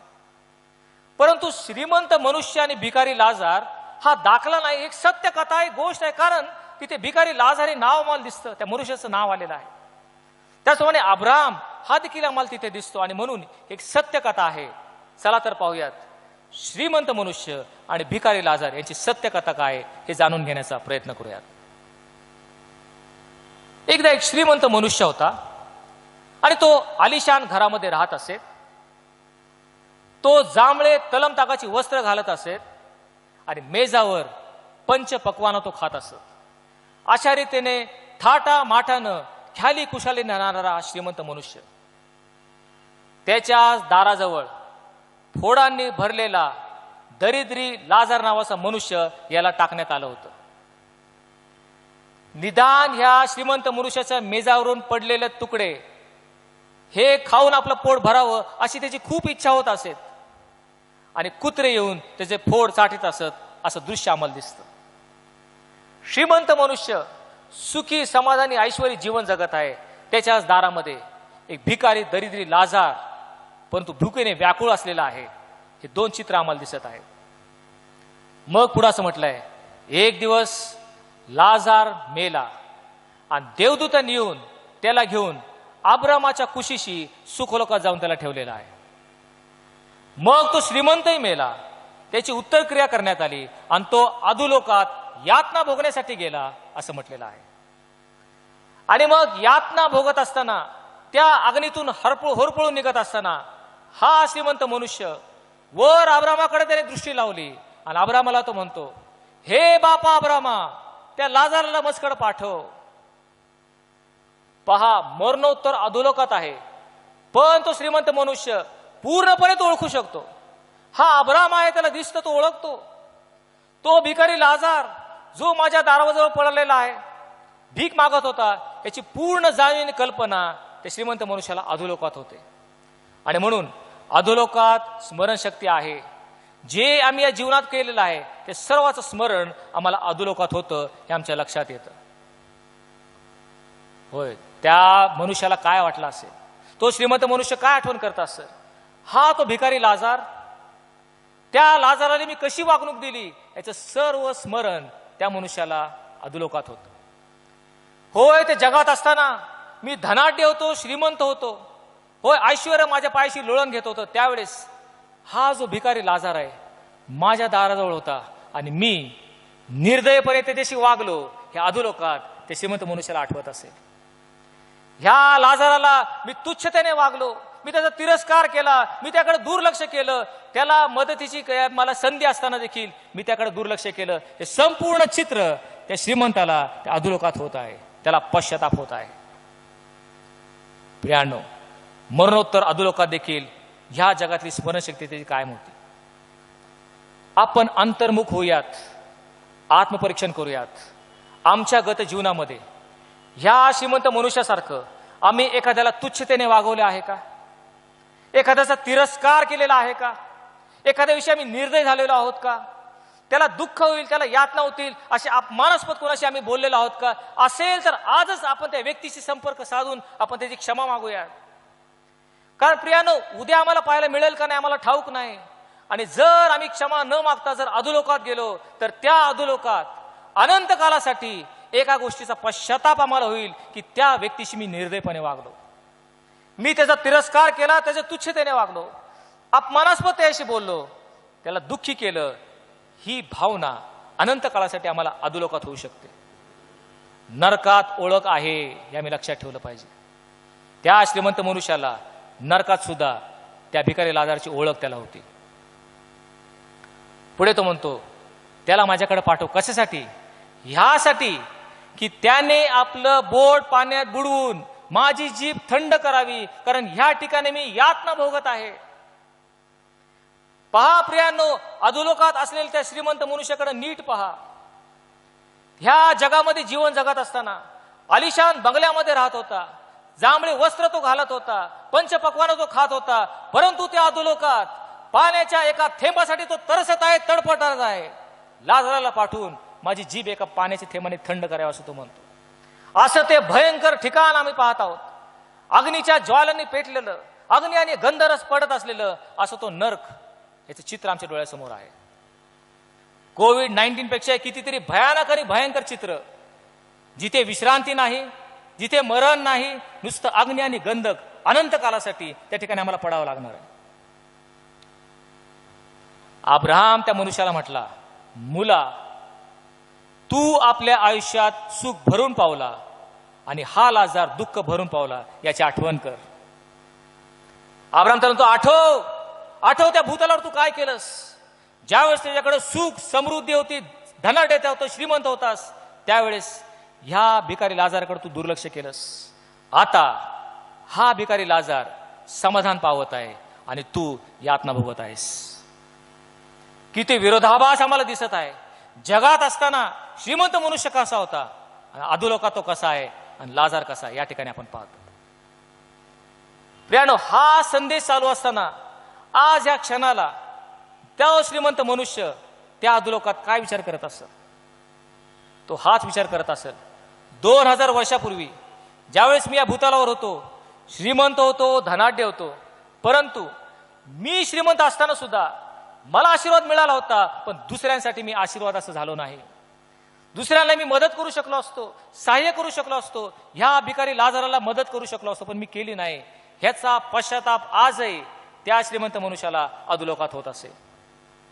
मी किती स्वार्थी जीवन जगलो, ह्या लाजाराला मदत मी करू शकलो असतो, त्याचा सहाय्य करता झालो असतो, परंतु मी केलं नाही, याचा पश्चाताप आजही त्याला होत असेल. होय, तो विचार करत असेल, तुम्ही देवाची आणि धनाची सेवा करू शकत नाही, हे येशूचे वाक्य मी गांभीर्याने घेतले असते तर किती बरं झालं असतं, असं त्या श्रीमंत मनुष्याला आज वाटत असेल, परंतु फार उशीर झालेला आहे. प्रियांनो, आणि मग आपण पाहतो तो श्रीमंत मनुष्य अब्राहमाला म्हणतो, अब्राहमा, माझे आणखी 5 भाऊ ते जगामध्ये आहेत, निदान त्यांना तरी जाऊन कुणीतरी स्वार्थ सांगा की त्यांनी या ठिकाणी येऊ नये.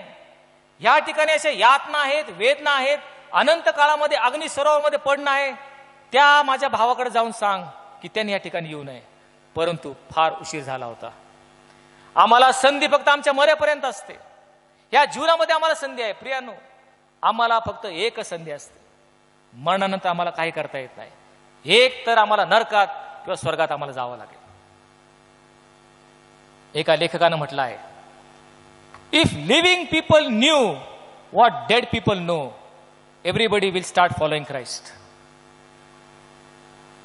जे मरणोत्तर लोकांना कळतं, जी वस्तुस्थिती आहे त्यांना समजती, ती जर आम्ही जिवंत असताना आम्हाला कळाली तर सर्वजण ख्रिस्ताच्या मागे जातील. मरणानंतर काय भयानक भयंकर परिस्थिती होती ती आम्हाला आता कल्पना नाही. मरणोत्तर त्या लोकांना माहित आहे. जे अधोलोकात गेलेले आहेत, अग्नीमध्ये होरपळत आहेत, पश्चाताप करत आहेत, ती स्थिती आम्ही अजून पाहिलेली नाही. तिथं गेल्यावर आम्हाला पश्चाताप होतो. ते जर आम्हाला आत्ताच कळालं तर खरोखर आम्ही प्रत्येक जण गांभीर्याने ख्रिस्ती जीवनाकडे पाहू, याबद्दल वाद नाही. मग अब्राम त्याला म्हटला, पहा, इकडून तिकडे कोणी जाऊ नये आणि तुमच्याकडून कोणी इकडे येऊ नये म्हणून आपल्यामध्ये एक खोल दरी स्थापन केलेली आहे. प्रियानो, अधोलोक आणि सुखलोक याच्यामध्ये खोल दरी आहे. इकडून तिकडे कोणी जाऊ शकत नाही, तिकडून इकडे कोणी येऊ शकत नाही. आणि म्हणून तुम्ही मरणोत्तर कुठं जायचं हे तुम्ही आजच ठरवू शकता. आजच तुम्हाला संधी आहे. आणि म्हणून प्रार्थना करूयात, हे देवा, मज पाप्यावर तू दया कर. आणि म्हणून अधोलोकमध्ये न जाता आम्ही सुखलोकात जाऊ, हीच आम्ही अपेक्षा या ठिकाणी बाळगली पाहिजे. नंतर आपण पाहतो नरक हे काय आहे. नरक हे असं ठिकाण आहे की जिथे तुम्हाला सर्व थरातील लोक दिसणार आहेत. ह्या जगामध्ये असलेले सर्व थरातील लोक तुम्हाला नरकात भेटणार आहेत. ही एक नरकाची स्थिती आपल्याला पाहायला मिळते. नरकामध्ये कोण असणार आहेत? गलतीकारास पत्र याचा 5वा अध्याय आणि 19वा वचन. तो म्हणतो, देहाची कर्म तर उघड आहेत. ती कोणती?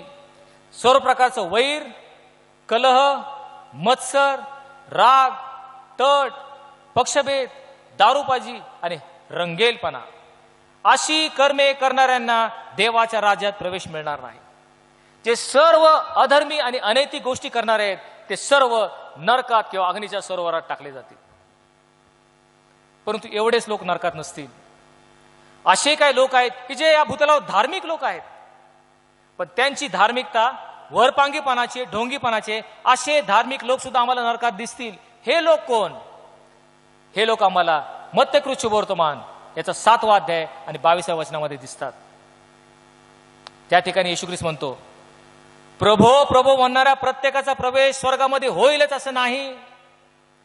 आमच्या मंडळीमध्ये, आमच्या समाजामध्ये असे अनेक लोक आहेत की जे रात्रंदिवस प्रभो प्रभो करत आहेत, पण येशू ख्रिस्ताचं स्पष्टपणे वचन या ठिकाणी आहे, प्रत्येकाचा प्रवेश स्वर्गात होईलच असे नाहीत. काही लोक नरकात देखील जाण्याची शक्यता आम्हाला बाळगता येते. कोण आहे ते लोक? तो म्हणतो, त्या दिवशी, त्या भयानक न्यायाच्या दिवशी पुष्कळ जण माझ्याकडे येतील. थोडे थडके नाहीत, पुष्कळ जण. आणि काय म्हणतील? ते म्हणतील, प्रभो प्रभो, तुझ्या नावाने आम्ही संदेश दिले, तुझ्या नावाने आम्ही भूते घालवली आणि तुझ्या नावाने आम्ही मतकृत्य केली नाहीत काय? कोण आहे ते लोक? ख्रिस्ती विश्वासणारे लोक, ख्रिस्ताला अनुसरणारे, ख्रिस्ताच्या नावाने संदेश दिलेले, ख्रिस्ताच्या नावाने भूते घालवलेली, नवे मतकृत्य केलेले असे लोक त्याच्याकडे येतील.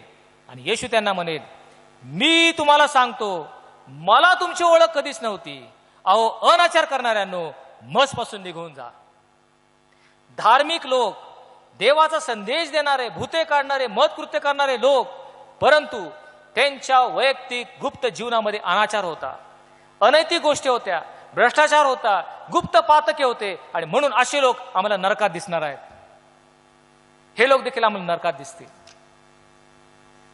आणखी नरकामध्ये आम्ही कुणाला पाहणार आहोत?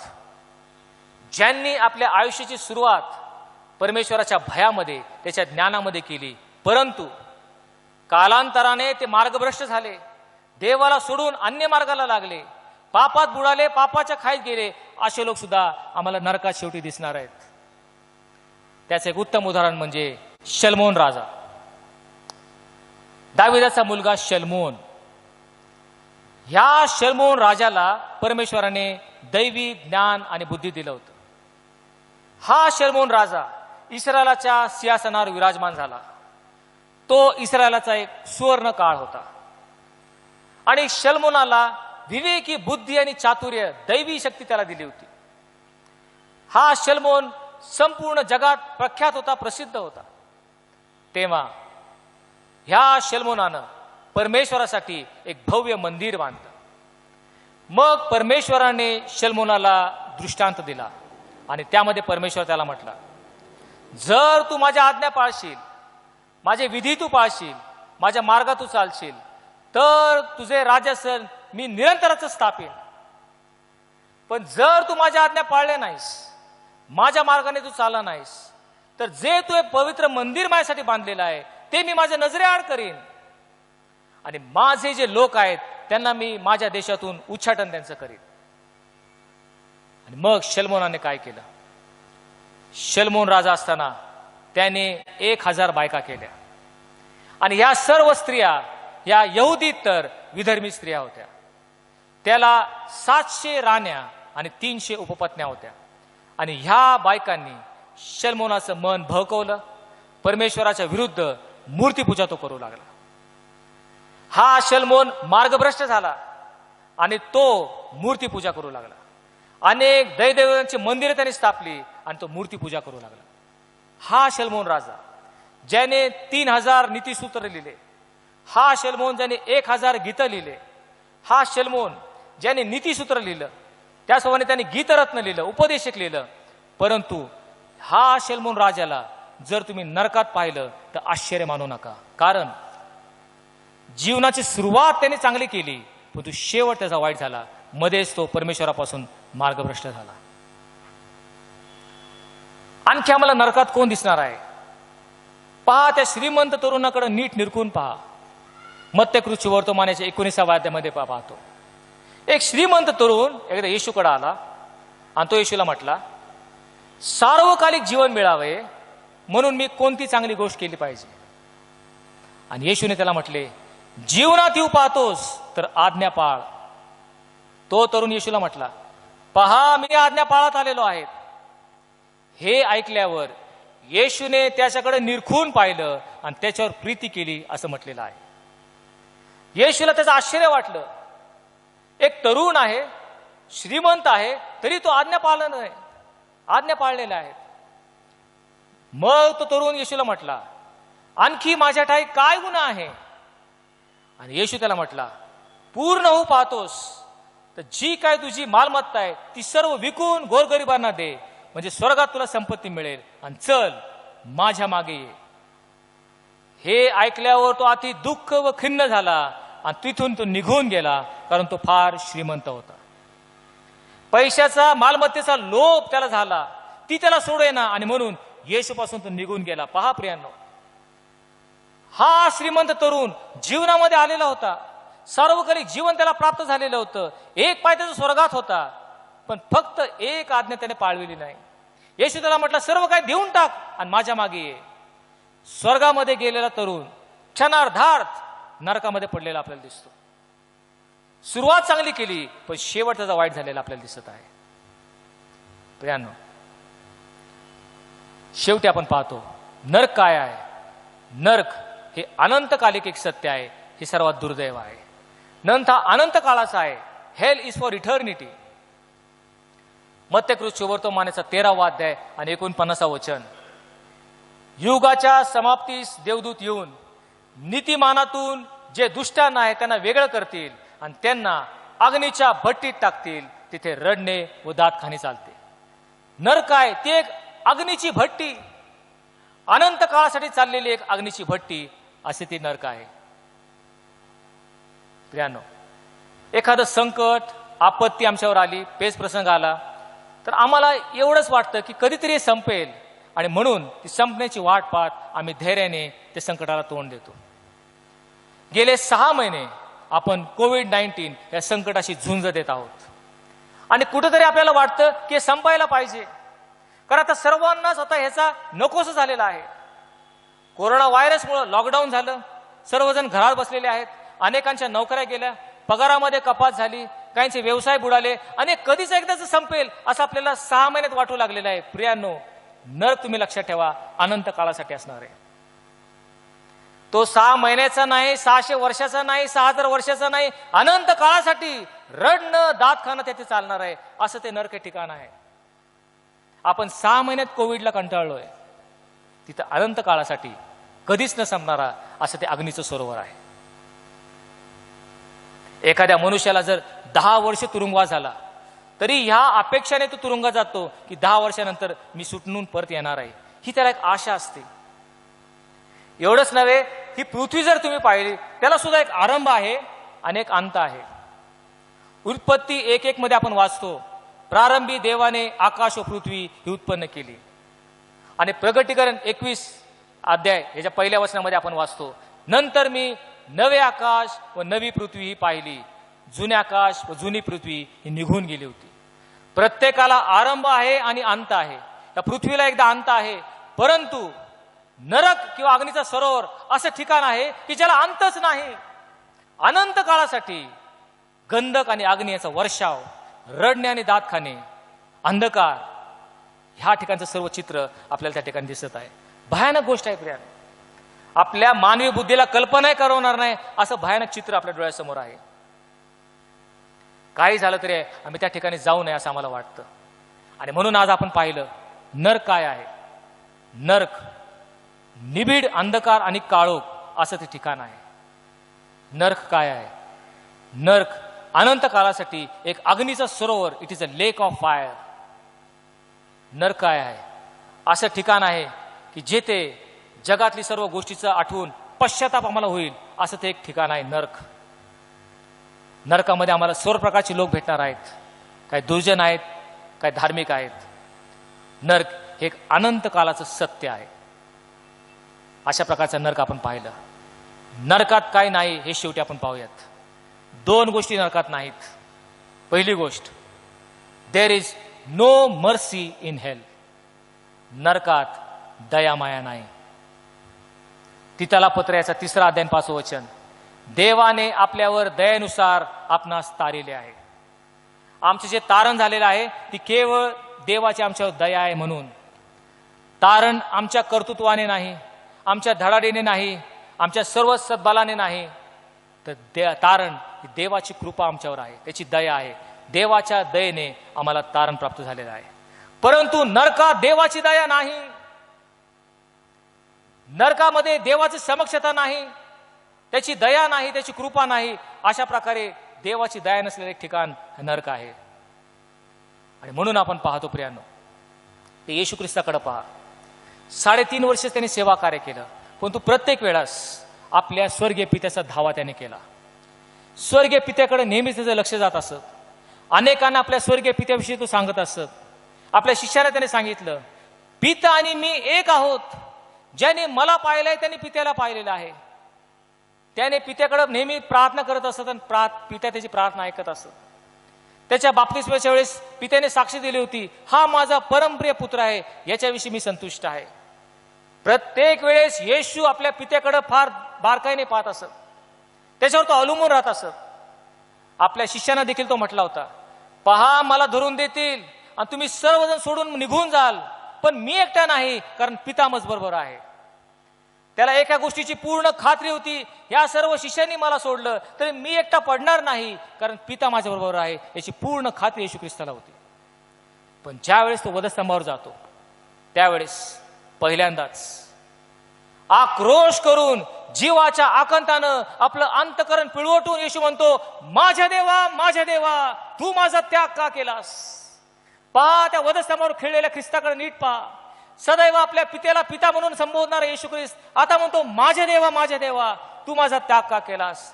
याचं कारण एकच आहे, कारण त्यावेळेस त्या क्षणी येशू ख्रिस्त नरकाग्नीची शिक्षा भोगत होता. नरकातून तो चाललेला होता. आणि नरक एक असं ठिकाण आहे की जे देवाने त्यागलेलं आहे. देवाची समक्षता तिथे नाही, देवाची कृपा त्या ठिकाणी नाही, देवाची दया त्या ठिकाणी नाही. आणि म्हणून येशू वधस्तंभावर असताना, नरकाग्नीतून चाललेला असताना त्याचा पिता त्याला पाठमोरा झाला. पित्याने त्याकडे परान्मुख केलं, पित्याने आपली दृष्टी त्याकडून काढून घेतली. आणि म्हणून येशू म्हणतो, माझ्या देवा तू माझा त्याग का केलास.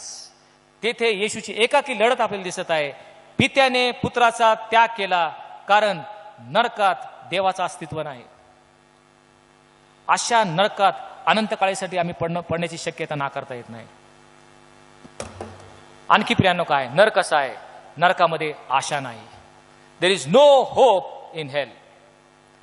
आम्हा प्रत्येकाला ख्रिस्तामध्ये एक आशा आहे. ती आशा काय आहे? जसा प्रभू येशू ख्रिस्त मरण पावला आणि पुनरुत्थित झाला, ते आम्ही जर ख्रिस्ती विश्वासणारे आहोत, ख्रिस्ती अनुयायी आहोत, जे कोणी ख्रिस्तामध्ये मरण पावतात त्यांना मरणोत्तर पुनरुत्थानाची आशा आहे. आम्हाला पुनरुत्थान आणि सार्वकालिक जीवन याची आशा आहे. आणि म्हणून या जीवनामध्ये आम्ही देवाच्या वचनाप्रमाणे चालतो, त्याच्या मार्गात आम्ही राहतो.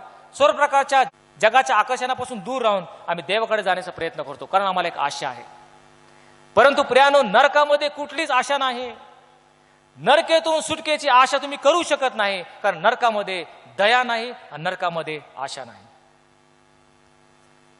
अशा प्रकारचं भयानक नरकाचं चित्र आपण पाहिलं.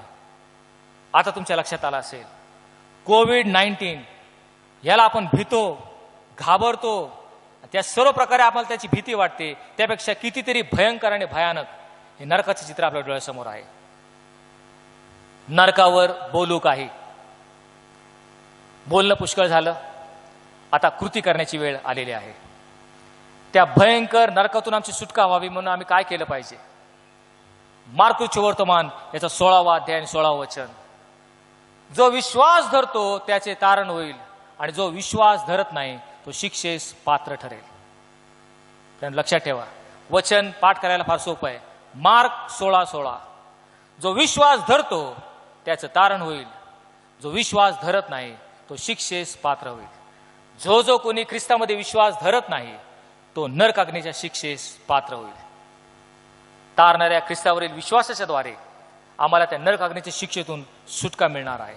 आणि म्हणून ह्या जीवनामध्ये आम्ही ख्रिस्तावर विश्वास ठेवून त्याच्या पावलावर पाऊल टाकून चालण्याचा प्रयत्न करूयात. म्हणजेच आम्हाला संत पौलाप्रमाणे आत्मविश्वासाने म्हणता येईल, जे सुयुद्ध ते मी केलं आहे, धाव संपविले आहे, विश्वास राखला आहे.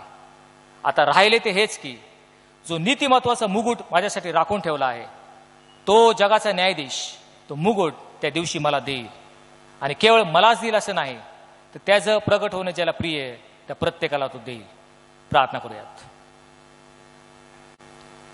नरक, त्याची भयानकता, त्याचा दरारा, ह्याचं संपूर्ण चित्र प्रभू आज पवित्र शास्त्रातून तू आमच्या समोर ठेवलेला आहेस. आणि त्याचं निवड करण्याचं स्वातंत्र्य तू आम्हाला दिलेलं आहेस.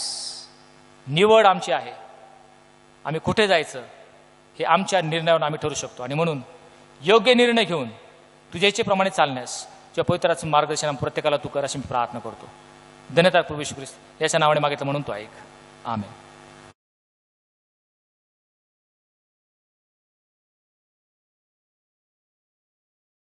Aqui é você, Torador. You name who you will Hey, Casey. My teachers are who taught me how to shine. Happy Teacher's Day.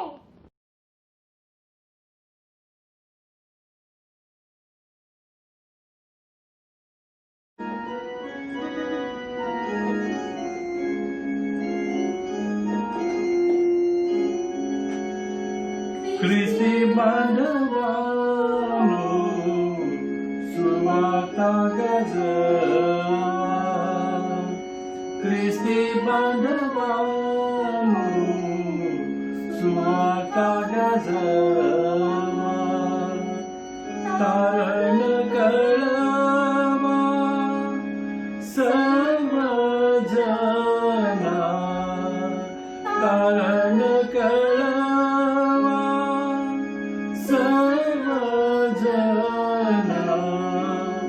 Christi Bandhavano Sumata Gazava Nama Yeshu Krista Sanga Sarvaloka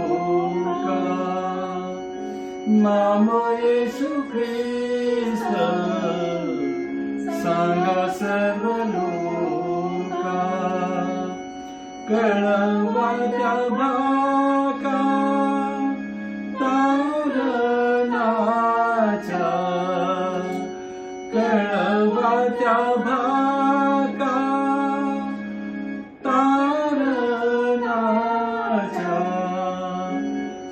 ख्रिस्ती बांधवांनो सुवार्ता गाजवा येऊन करुणा इंदी बांधवांची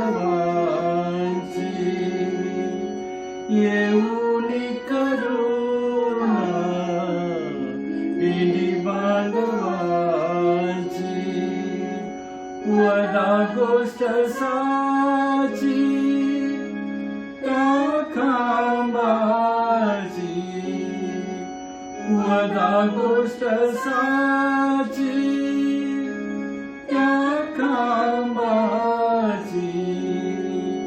ख्रिस्ती बांधवांनो सुवार्ता गाजवा सहाय तुम्हाला मुक्तीच्या सेनेची सहाय तुम्हाला मुक्तीच्या सेनेची टोळी ती संतांची आहे पुढे टोळी ती संतांची आहे पुढे ख्रिस्ती बांधवांनो सुवार्ता गाजवा तर आता उठा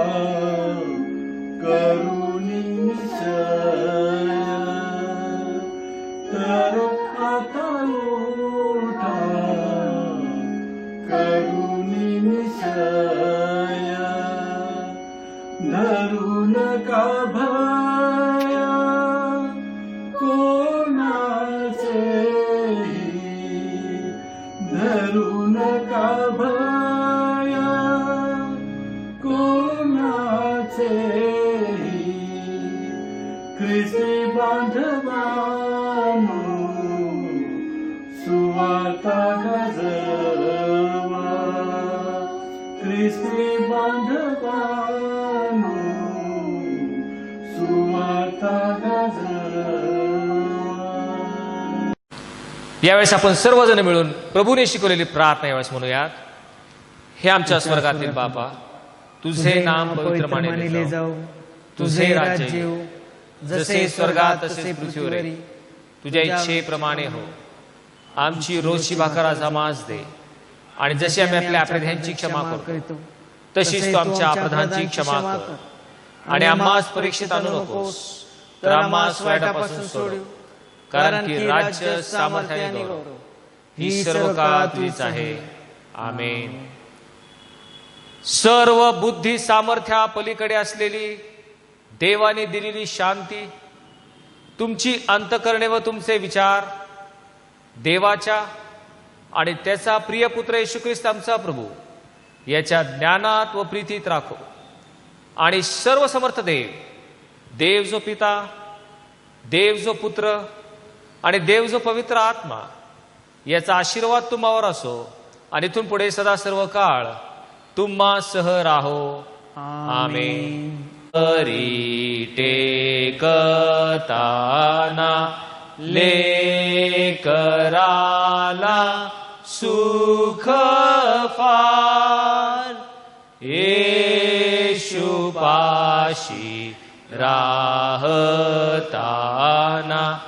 हर्ष वाटतो अपार.